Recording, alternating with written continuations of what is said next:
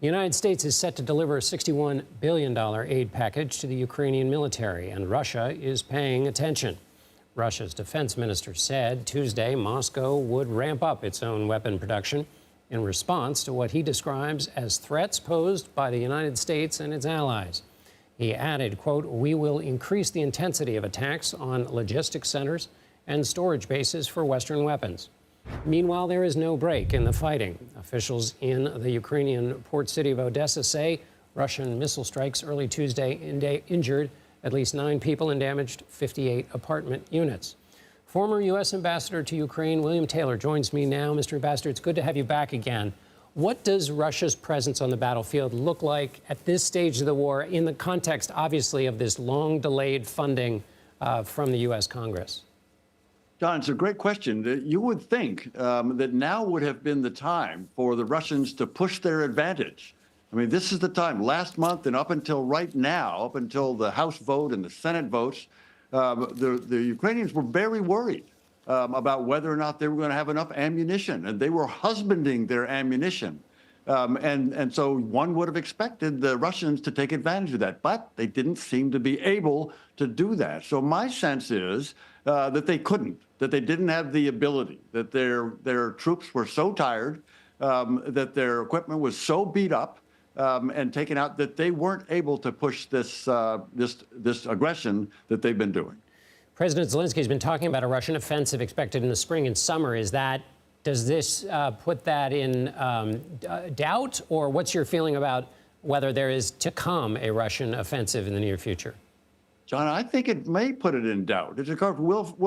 The Russians know, and we don't, but they have to be worried, and sounds like your report just said that they are worried, that the Americans are finally sending a lot of equipment, a whole lot of equipment. $1 billion is probably coming right away as soon as the president signs this bill. And F-16s are coming, and the long-range fires are coming. So the Russians have to see their advantage as fleeting, as disappearing. And so I would imagine that they're reconsidering their attack, their counteroffensive that they had been planned, and that the Ukrainians expected in June. What's your sense, Mr. Ambassador, of the relief in Ukraine now that this looks like this package is going to pass? How are they reacting? They are ecstatic, John. They are ecstatic. They, of course, wish it had come earlier.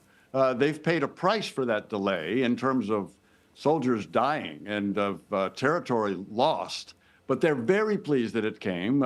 They are now pumped up for this new equipment that's coming in, this new artillery rounds. It's going to allow their commanders to relax a little bit on the restraints that they had put on their use of artillery. So I would imagine we'll see a change right away. The Rada, you probably heard, the parliament broke out American flags to wave when they heard this news. What's your sense of their capacity to handle the incoming? So sometimes what happens is you wait, you get it, and then it's kind of the amount overwhelms you. Is the Ukrainian army and government fit enough to handle this new influx and put it into good use? They are fit enough. There's no doubt, John. They are prepared. They've been holding back because they weren't sure when this new stuff is coming. So this will get in starting in the next couple of days, we're told. So they've been ready for this. They've been eager for this. They've been hungry for this. So no, they will have no trouble putting this to good use. And finally, you mentioned it's not just amount, but kind, which is to say also what's coming to Ukraine are F-16 fighter jets. When are those showing up, and how might that change the state of the conflict?